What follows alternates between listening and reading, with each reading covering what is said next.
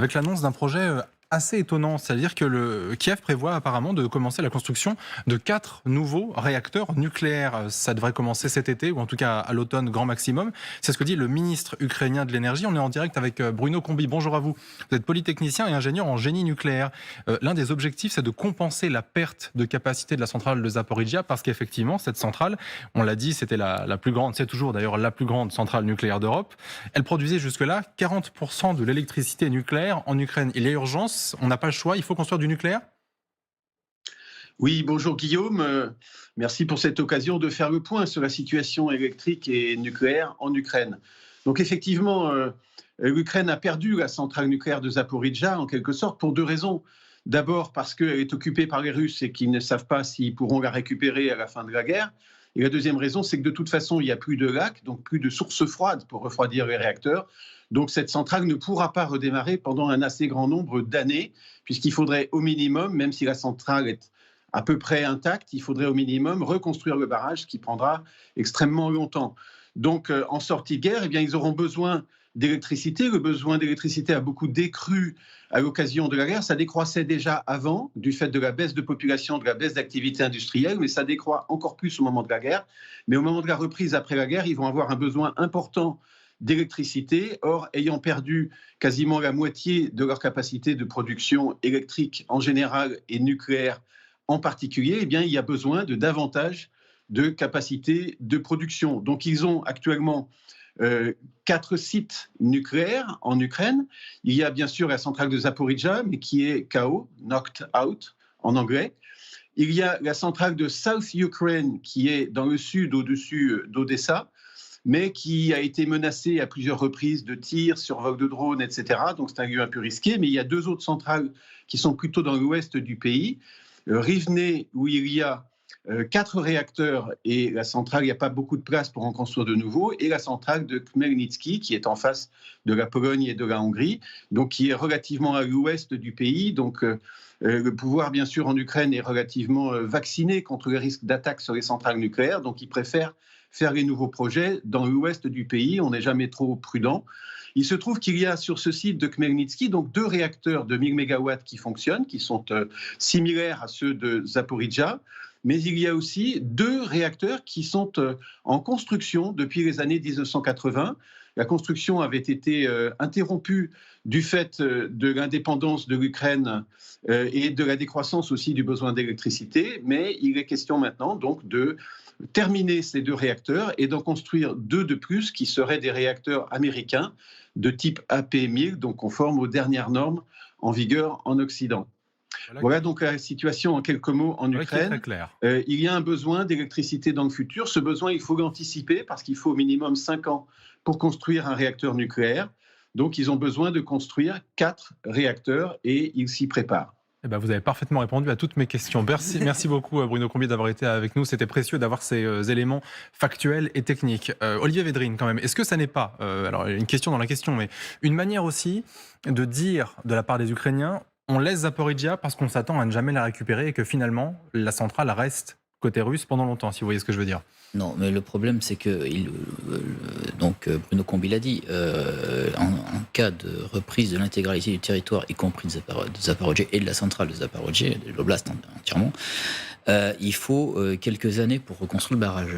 Ouais. Donc, même si demain l'Ukraine reprend tous ses territoires, on ne pourra pas réenclencher. Donc ça n'est pas le signe pour vous Ce n'est pas du tout le signe s'apprête à laisser le territoire qu'ils aux Russes. abandonnent du territoire, aucunement. Au contraire, c'est le signe qu'ils préparent la reconstruction, qu'ils préparent à une victoire de l'Ukraine, parce que je trouve que c'est un grand signe d'espérance de dire, bah là, on va construire des centrales nucléaires parce qu'on va reconstruire. Et par rapport à la centrale Zaporizhzhia, reconstruire le barrage, ça va prendre bien plus de 5 ans. Et après, remettre la centrale en marche, je pense que Bruno Combi a tout dit de ce qu'il fallait dire. Ça n'a rien à voir avec une décision d'abandonner les territoires. D'accord.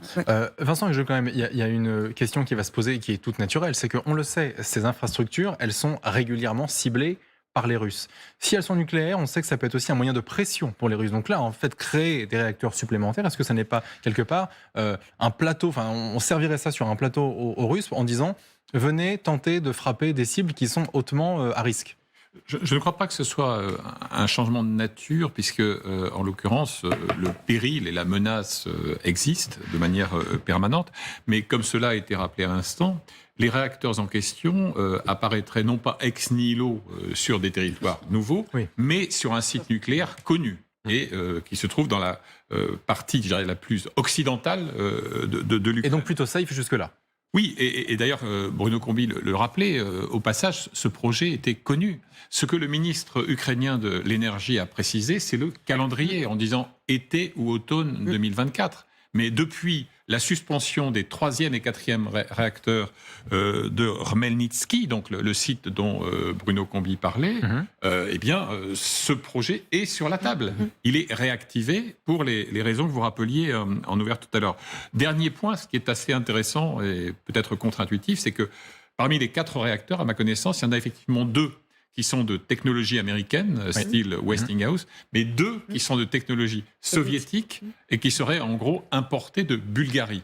Mais donc, ce qui montre qu'on aurait là une sorte de combinaison Est-Ouest de l'expertise technique nucléaire. Très symbolique pour l'Ukraine. Aline Lebecq-Remer. Oui, et de rappeler accessoirement dans ce projet les besoins en électricité fondamentaux de l'Ukraine. L'Ukraine, avec l'occupation russe du site de Zaporizhzhia, elle perd 6 réacteurs, la capacité de 6 réacteurs, ce qui est beaucoup en fait sur on va dire sur son parc nucléaire, et ce qui en bout de chaîne en fait prive des gens de chauffage, d'électricité, enfin de tout ça. C'est 50% de l'électricité globalement le nucléaire.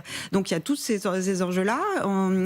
Est-ce que ces sites vont être la cible des Russes? J'ai envie de dire, toute l'Ukraine est la cible des Russes. Donc de toute façon, ils bombardent les infrastructures, ça plonge des gens dans le noir et dans le froid. Il faut trouver une solution qui soit pérenne. Et donc ça mais passe viser une par centrale, l'impact peut être assez énorme. Il y a déjà des réacteurs nucléaires. On l'a rappelé, il y a 4 sites nucléaires. Donc en fait, la question c'est est-ce qu'on se prive d'électricité et de chauffage parce qu'il y a une agression? La réponse est non, parce qu'il faut que les gens puissent pouvoir se chauffer dans une température glaciale l'hiver prochain. Donc en effet, ce projet était sur la table depuis longtemps. C'est le calendrier qui a été annoncé, tout simplement parce que l'Ukraine a besoin d'électricité, et en particulier quand il fait moins 30 dans certains coins en hiver. Donc il n'y a pas de solution autre que de reconstruire des réacteurs, alors que l'Ukraine en a perdu 6 provisoirement sur le site des Zaporizhzhia. Malgré tout, Aurélien Duchesne, ça va coûter quand même un argent fou. Alors certes, on en reçoit de la part notamment des Occidentaux qui financent pas mal de projets, mais est-ce qu'on peut se permettre de dépenser autant d'argent? Même si j'entends bien que le chauffage, c'est quelque part quelque chose d'essentiel, mais est-ce qu'on peut se permettre de dépenser tout ça alors qu'on a un effort de guerre à maintenir? Et d'autant plus, évidemment, qu'il y a à chaque fois, par exemple, l'aide américaine qui est tributaire des circonlocutions internes au Congrès américain. Il en va de même pour l'aide européenne. Je rappelle accessoirement que pour le 2e semestre de cette année, c'est la Hongrie qui prend la présidence tournante du Conseil de l'Union européenne. Donc, ça risque de poser des problèmes, évidemment, en termes d'aide, et donc dans la capacité de l'Ukraine à mener ce genre de chantier. Mais ça dit aussi une chose, tout ça, c'est que en se projetant vraiment sur les prochaines années, ça rappelle aussi à quel point l'Ukraine, ce ne sera pas un trou noir financier pour l'Union européenne, ce sera aussi un atout-maître, y compris en termes d'électricité. On sait qu'aujourd'hui, c'est la France qui va subvenir en partie aux besoins électriques de nos voisins qui ont l'idée géniale de sortir du nucléaire au pire moment possible. Eh bien là, on voit que l'Ukraine peut montrer aussi aux Européens que dans le long terme, il faut compter avec elle non pas comme une éternelle victime qu'il faudra financer à fond perdu, mais comme un atout pour l'Europe.